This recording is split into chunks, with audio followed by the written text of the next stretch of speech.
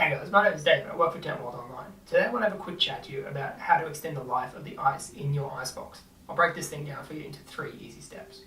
The first step is preparation. You want to get into this a couple of days before your trip.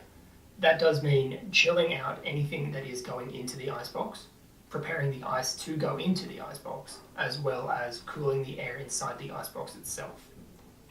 You can do this by tossing a handful of ice into the icebox overnight, and that will cool the air ready for the morning. Step number 2 is packing the icebox. Rule of thumb is that 1/3 of the icebox itself should be taken up with ice. A common misconception is that party ice will do the job. While it will work for a while, block ice will last for much longer as it melts far slower. The reason a lot of people don't opt for block ice is because it's not as readily available as party ice. Great alternative is these down under Arctic ice packs. We recommend throwing them in the freezer 3 days before you head away.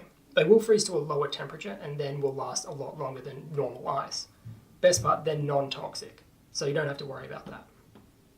You'll also want to fill the icebox as full as you possibly can. The less air inside the icebox does mean that the ice will last longer.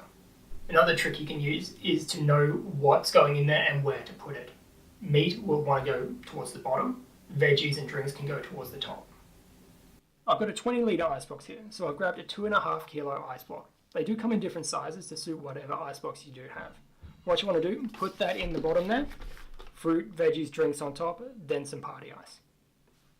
Step number 3 is maintaining the ice once you're on your trip.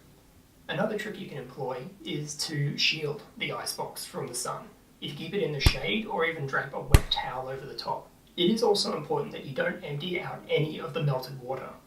That water is already pretty cold, so it will help to maintain that cold temperature.